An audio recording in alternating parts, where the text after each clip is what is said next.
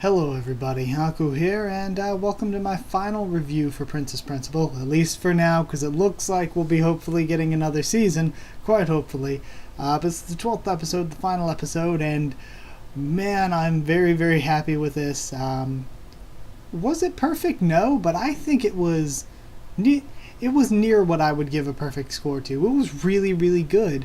And not only was it really good, it was basically everything that I personally wanted in the finale.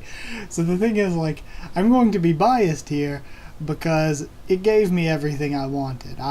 There was nothing that, if I were writing Princess Principal, there was nothing that this missed out on. Of course, this is way better than if I were writing it, but yeah, the point is, everything I would have wanted, I was given, so can't complain at all about this episode.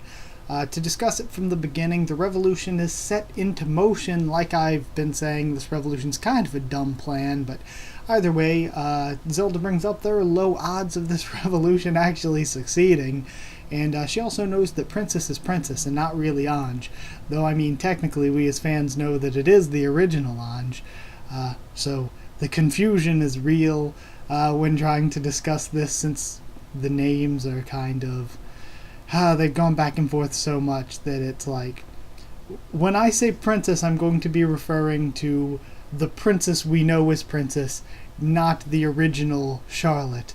And when I talk about Ange, I'm going to be talking about Ange, the cool spy with the sea ball, not the original Ange who became princess.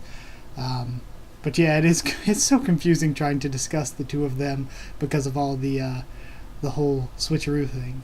But apparently the plan is to turn this revolution into a war. It probably won't work, but they can turn it into a war, and then the Commonwealth can win as the kingdom's torn apart by a war. Man, is it a dumb idea when it comes to lives lost and all of that, and actually sort of winning with little bloodshed? I guess it's not really a good plan, but it is a quick plan. It's a very fast plan. A fast and probably won't work kind of plan.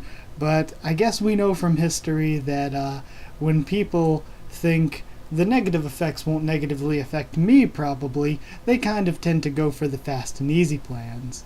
So I guess that could explain why they're going through with this dumb plan, but it is still kind of dumb plan.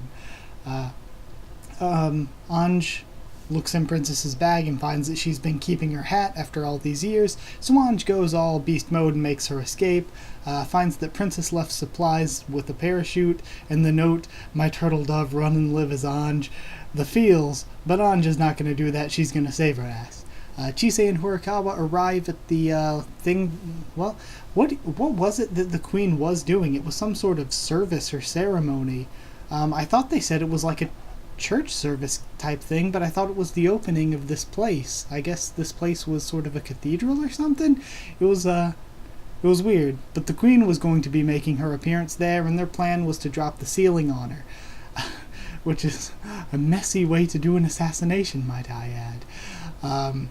But Ange pretty much finds out that they're going to be doing the assassination, pretty much blaming it on Princess to throw the country into turmoil, and the country will pretty much kill itself, is what they're hoping there. So Dorothy stops her from killing the guy that gave her the info. Dorothy says she was sent by the government to find Princess, but she was lying, which I thought was funny, and she's had Beatrice with her the whole time, and they're going to go to save Princess. When we see Princess walking through this palace, cathedral, whatever it is, and she's just walking through, we see all the soldiers and stuff.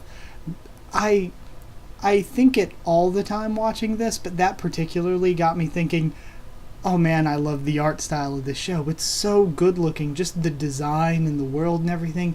The art style looks so good. Gazelle is sent by the Duke to kill Ange, Beatrice, and Dorothy because they're trying to bust up in there. Princess totally steals the key from this guy, but it doesn't really, that plan didn't really last very long, because Zelda takes her down. Next up we have Dorothy in the car versus some trains. Assassin Chisei comes in and wrecks Gazelle's group, and then, yeah, so then Ange and Chisei go off to find Princess. Princess gets shot in the leg by Zelda, what a bitch. And Ingwe dies for Princess, and man, this episode made me love Ingwe. Just the few moments he had, your boy Ingwe, R.I.P. He dies for Princess, then Dorothy and Beatrice are up in the actual cathedral, what would you call it, the chapel or whatever? I don't know, but they throw some smoke bombs in there to disrupt it and cause some chaos so that everybody goes running, the service is interrupted, and they're not going to be able to kill the queen that way. So they kind of stop the assassination, and we have Chisei versus Zelda for a little bit, but Zelda escapes, Anj takes Princess and runs away, and then bam, hit us with the cliffhanger ending, and I loved it. I'm so happy with that. It's exactly what I wanted. There were two things I wanted from the end of this, pretty much. A, to end it where we have an ability to continue, and B, don't just leave us out there, well, they have an ability to continue, but if they continue, what are they possibly going to do? B was give us a story for Season 2, maybe even a third season, and they set us up for that. We still have Zelda and the people she works for alive, or possibly the people she works for alive, whoever that general dude was. So we still have Zelda alive, and we still have the Duke, who may be kind of suspicious now. I mean, Anj and Charlotte's secret is still secret, but there's more danger to be had from the Duke. So yeah, it gave us both of those things that I wanted. It gave us a possibility for Season 2 and onward, and it gave us something to do for Season 2 and onward. And then after the credits, we got the after credit scenes where Gazelle to the Duke, mistakes were made. But we see that the Duke, was that Charlotte's hat that he had? Either way though, because of that, I think he's starting to get suspicious of the two of them, especially since now they know that they've kind of been having Anj disguise herself as Princess. So that, again, leads into the second season, if and when we get one. The command is brought back to its original form. The one guy returns that had been missing, and it looks like Seven, who went away, had brought him back, and it seems as though they dispose of the guy who was trying to go through with this really stupid plan. What'd I call him last review? General Dumb Plan McBad Ideas? Was that what I called him? Yeah, so this guy, or was it Corporal or Colonel Dumb Plan McBad Ideas? But yeah, they dispose of him, and then at the end they're all at the beach in Casablanca, and there were feels for everyone being together. Anj and Charlotte hand in hand on the beach. So many feels. I loved the episode. I loved it so much. Gosh, I'm really struggling. I thought beforehand, I was like, okay, it's really good, but I don't want to give it a perfect score. I'm giving it 9.75 out of 10. But I don't know if I want to give it a perfect score now. It was just so good. I'm going to stick with 9.75 out of 10. 9.75, I don't know. Just 9.75 out of 10. Mistakes were made. But as a series, I'm going to discuss it a little, because for my review for the end of every series I cover, I usually talk about the series a little bit, just briefly, and because you kind of know most of my thoughts from my reviews, and then give the series as a whole a score.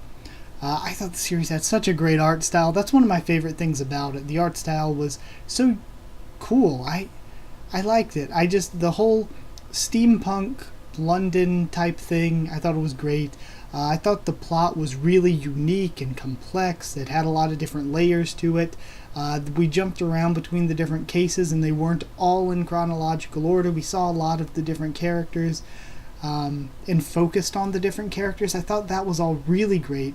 And two of the biggest things for me. One thing, it had great characters and relationships between the characters, and that's one of the most important things for any series for me.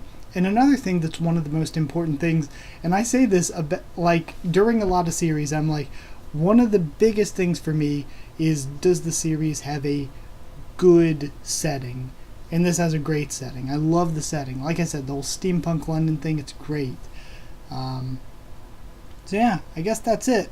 As for characters, Beatrice is my favorite character. I love the way she was the non-spy of the group. She was the one that came in, didn't know anything about being a spy or lying or anything like that. And she went along with all their crazy ideas and stuff. And I loved that. She was the outsider trying to become a spy and kind of bumbling around, and I loved it. Dorothy, I think, had my favorite development throughout the series, where she started off and all that I could think of her as a character is, oh, she's just the one with good looks that uses her good looks to seduce men of the group. And then as she went along, I really came to love Dorothy's character as being a really kind-hearted person, willing to go against orders and do what it takes to do what she thinks is right, rather than just following orders, making her, up until the end there, different than Anj. And just being such a genuinely nice person, even though all this bad stuff keeps happening to her. It was great. And my favorite episode, there were a lot of good ones, but I really like the one with the laundromat, the laundry girls. But my favorite one, I think, was the one with Chisei and her father. That was, and the fight on the train was so good. That's my favorite episode. So yeah, those were some of the things I really, really liked about it. A score for the series as a whole. It was just so good. Not giving it a perfect score, because I have seen better shows, but man, it was just so good. 9 steampunk laundromats out of 10. Yeah, 9 out of 10 for the series as a whole. So good. So that's it for me covering this series. But we're still talking about a lot of other things, and we're going to be picking up more anime next season. So if there's anything you want me to check out, just let me know. I've talked before about all the stuff I plan on watching and did a video on that, but I'm still not sure what I'm going to review. I think I'm going to watch the first episodes of a lot of stuff and then decide on which ones I think would be best to review. But I loved this. I really, really loved this show. And yeah, 9 out of 10. I guess that's it. Like, if you did like the video, comment down there to tell me what you thought of this show, what you thought of this episode, what you thought of my thoughts on it all. Subscribe for more anime, manga, much more on the channel, light novels, all that. Follow on Twitter if you want. I can try to keep you updated there and stuff for the channel. And if you want a link to our Discord server, we can always discuss stuff there. Just ask and I'll give you a link. That's it. Thank you once again for watching, and I'll see you all next time.